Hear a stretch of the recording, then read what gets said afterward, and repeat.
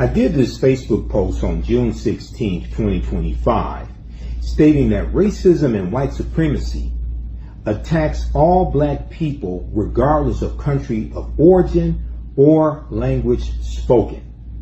Pan-Africanism or perish. So this got overwhelming response, thousands of likes, and I posted this because of an article that thegriot.com had where Ann Reid was talking about how Ann Reid urges black Americans to stay engaged amid immigration crackdowns and political fatigue. When I did this post, one of the things that I talked about is how we see recent examples of this attack coming from the Trump administration on all black people, regardless of country of origin or language spoken, including an attack on African Americans. We see that the Trump administration announced in June 2025 that they are removing the temporary protective status of 521,000 Haitians. And we just posted an article from NBC News Black.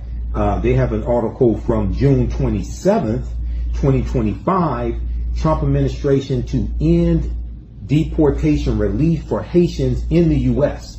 Temporary protective status or TPS for some 521,000 Haitians living in the U.S. will terminate on September 2nd, 2025. This and Secretary of Homeland Security Kristi Noem stated this. You can read that article at NBCnews.com and also at our Facebook fan page, The African History Network. Newsweek.com has a piece from June 3rd, 2025 that deals with Cameroon loses U.S. protections, told to self-deport. And this deals with those from Cameroon, Cameroonians from Africa, who are told to, whose temporary protective status is going to be revoked on August 3rd, 2025, citing improved conditions in the country, according to a notice published Tuesday. Okay, so we see this attack, and then at the same time, we see that on Friday, June 27th, 2025, the Trump administration announced that 1,000 white South Afrikaners are going to be allowed to come to the U.S. as refugees. Now, they have revoked refugee status from everybody else. So I posted this article here from thegriot.com dealing with comments from Ann Reid called "Joy Reid Urges Black Americans to Stay Engaged Amid Immigration Crackdowns and Political Fatigue." Okay, and we remember Ann Reid from the readout on MSNBC. So I was showing giving a few examples in the past month or so coming from the Trump administration, attacks on people of African descent, whether they are continental Africans or African Americans. And we also see that May 12th, you had 59 white South Afrikaners who were allowed to come to the U.S. As refugees. A couple of weeks, 2 or 3 weeks later, another 9 were allowed to come with no fanfare, no press conferences. And then on Friday, June 27th, Washington Post reports that 1,000 white South Afrikaners are going to be allowed to come to the U.S., but no black South Africans are going to be allowed to come. And the Trump administration has put out travel advisories regarding various nations, including African nations and Middle Eastern nations, and they're not allowing refugees from any other country to come to the U.S. right now. Now, remember Donald Trump lying, saying Haitians in Springfield, Ohio were eating dogs and cats, and this put many of their lives in danger. Many of them received death threats, etc. While at the same time, Donald Trump ends programs that are beneficial to African Americans, attacking diversity, equity, and inclusion programs, ending the $37 billion disadvantaged business enterprise program. We see the attacks on African American history, like the attacks on the African American Smithsonian Museum, etc., saying that information and exhibits that they have are divisive, etc.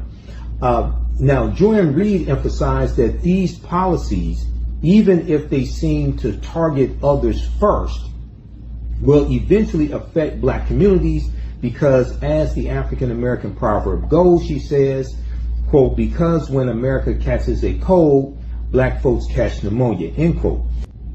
When we look at Adolf Hitler and Nazi Germany, we see that they targeted marginalized groups like the LGBTQ community. They targeted the disabled community. They also targeted Afro-Germans. So it is straight out of a playbook of dictators to target marginalized groups, and you target smaller groups who have less of an ability to fight back, to test out certain methods to see what people would tolerate before you expand it to a larger population. Now, ICE raids are increasing across the country, with law enforcement stopping and detaining those they deem quote unquote suspicious. This has led to U.S. citizens being detained for days or even weeks while their citizenship is verified. That kind of unchecked enforcement impacts not just black immigrants, but also black Americans or African Americans, especially when immigration status checks are riddled with bias. Now, we know there was an article from thegrio.com a few days ago that talked about how in Los Angeles, California, 1 out of 5 black people in Los Angeles are black immigrants. And also, we're going to get into relationships with them. We're going to intermix with them, marry them, etc. And you can also have what are known as mixed status homes, where some people in the home are legalized citizens, U.S. citizens, other people could be undocumented. And being undocumented does not mean that you came to the country illegally. You may have come to the country legally, but overstayed your visa. And somewhere around 40% of visa overstays make up a lot of the undocumented population, generally speaking, regardless of whether they're Latino or of African descent, etc. Visa overstays is something that's real, and they get lumped into the undocumented category, but that does not mean that they came to the U.S. illegally. So similarly, journalist Dr. Stacey Patton wrote in a Facebook post, quote, let's not act like standing in the background is some magic cloak of safety for black bodies. Dr. Stacey Patton went on to say, do y'all really think white supremacy is out here cross-checking protest rosters before it decides who to target? If you're black, you're already in the line of fire. If you are black, you are already in the line of fire. You are already a target. Doing your part, quote, in the background, end quote, is fine if it's strategy. But don't dress up fear as discretion. History has shown us time and again that silence, the background, and the sidelines don't save us. They isolate us, end quote. Once again, white supremacy and racism targets all black people, regardless of country of origin, regardless of language spoken, regardless of whether you think that you are a citizen or you are undocumented. When you understand Project 2025, I've said this before in my broadcast, they are trying to wipe our black behinds off of the political chessboard, okay? And the mistake that some African Americans make some quote unquote black Americans, the mistake that they make is they think that their proximity to white supremacy somehow protects them from white supremacy. And some of them think that they are better than our brothers and sisters from the continent of Africa, from the Caribbean, etc. And they think that they are safe. They think as long as that those other people are being terrorized, as long as black immigrants are being terrorized, etc., it's okay. But what they fail to understand is that for a lot of these people, a lot of these Trump supporters, for MAGA, for those who are implementing Project 2025, to them, we are all immigrants. To them, African Americans, black Americans, whether you were born here, whether you were a descendant of slaves, quote unquote, to them, they think that we are all immigrants. They think that we do not belong. And this is what you have to understand. This is why Dr. John Henrik Clarke, one of our great Grandmaster Scholar Warriors, said the white man is a better Pan-Africanist than you are because he doesn't want any of you. And this is what we have to learn. Now, the article from thegrio.com goes on to say, according to a 2023 survey, only 34% of black Americans hold a valid passport.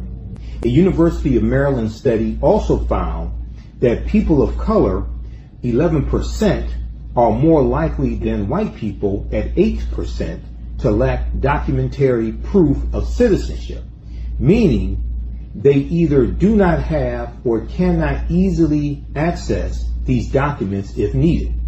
These gaps can make black communities more vulnerable in an increasingly aggressive immigration system and policing. Now, also remember, Donald Trump just did an executive order unleashing the police, and he's doubling down on a campaign promise that he made in April 2024. He was in Wisconsin. He made this campaign promise. He said if he was reelected, he would give 100% immunity against criminal prosecution to police officers for doing their job. And he made this statement throughout the campaign. He just signed an executive order to do this. And what the Department of Justice under Pam Bondi, Attorney General Pam Bondi, under the Trump administration, what they're doing is they're backing out of consent decrees. Like this, they just backed out of the consent decree with the Ferguson Police Department, as well as in Missouri, okay, behind the death of Breonna Taylor. And you're not going to see any more consent decrees coming from the Trump administration to give oversight over police departments. They're taking a hands-off approach to policing. So what does this open African Americans up to? Okay, more police brutality, most likely. Now, I know some of us feel that some African immigrants or black immigrants coming from the Caribbean, etc., hate us and have been taught to hate us. But as I explained to people, the same people who taught them to hate us have taught African Americans to hate ourselves. And that's coming from the white controlled media and from the government. And when I interviewed Professor Kabahaya Wapa-Kamene, one of my teachers, Professor Kaba Kamene, about African Liberation Day, did the interview May 2025 on the African History Network show. One of the things we talked about is how when these immigrants go through immigration and they go through a class, they're told to stay away from African Americans, stay away from black Americans. If we allow ourselves to be divided, it will be to our demise. And keep in mind, if you've read any of Project 2025 from the Heritage Foundation, and you can go to project2025.org and read it, project2025.org. You can read it, you can read segments of it, you can Google the topic, read articles about it. You see that it focuses on an attack on diversity, equity, and inclusion. It focuses on an attack on African American history, black history, etc. We see this being implemented by the Trump administration right now. And one of the things that Project 2025 is doing is it is federalizing. It is putting into law and policy at the federal level laws and policies that have been put in place at the state level in various red states, various states that Republicans control, especially former Confederate states. So we see this attack on non-white people, this attack on people of color, especially African Americans, because we have the highest concentration of melanin. And when you look at the 2020 census, the 2020 census showed that the U.S. population was 57% white. This was the first time that the percentage of white people in this country dropped below 60% since 1790. Since 1790, okay? And that's when the first census was taken. This is 3 years after the drafting of the U.S. Constitution at the Philadelphia Convention in 1787. So this is what we are dealing with right now, okay? So check out this article from thegrio.com. Joy Reid urges Black Americans to stay engaged amid immigration crackdowns and political fatigue. Like, share, comment on this video. Let me know what you think. Share this on your social media platforms. I'm historian and national political commentator Michael Imhotep, founder of the African History Network, host of the African History Network show. Watch me Fridays, 6 p.m. to 8 p.m. Eastern Standard Time when I'm a panelist on Roland Martin Unfiltered, providing historical and political analysis. Also visit my website, AfricanHistoryNetwork.com. It connects you to my social media platforms. Visit my website, AfricanHistoryNetwork.com, AfricanHistoryNetwork.com. You can register for this new 10-week online course. So we're going to teach this on Sundays, normally 4 p.m. Eastern Standard Time. We're running late today. So as soon as I finish this broadcast, I was going to start the class about 5:30 p.m. today. Because it's a holiday weekend, I'm going to do a quick introduction to the class, so you could join us for that. Class is on sale, $80. You get 5 of my lectures free in digital download format, okay, when you register for this as well. Click right here, register here. You can do debit card, credit card, what have you. If you want to do it through Cash App, send it through, our Cash App is here, $, the AHN show through Cash App. You click on the link. It takes you here. And if you send it through Cash App, follow it up with an email. You can email me through the website right here. Contact the African History Network at the top. If you send it through Cash App, follow up with an email. Let me know you sent the registration through Cash App. And this is our official Cash App account, $, the AHN show, SHOW. When you go to it, it'll say Michael. These are some fake African History Network Cash App accounts that have been stealing money from us. I'm still trying to get them shut down. Here's our PayPal link right here. Also, okay. So this is African empires, the Moors, and the transatlantic slave trade, 5000 BC to 1800 AD. Okay. So this is a new 10-week online course that I'm teaching.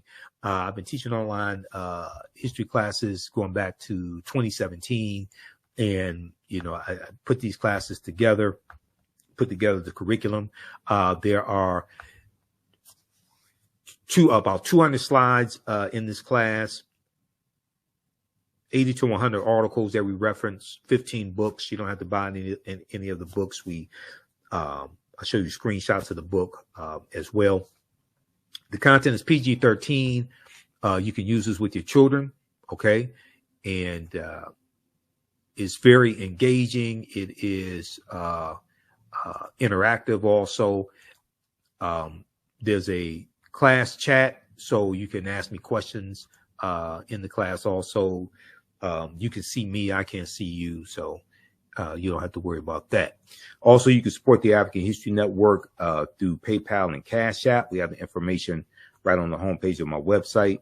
If you scroll down, $, the AHN show through Cash App, and through PayPal, paypal.me/the AHN show.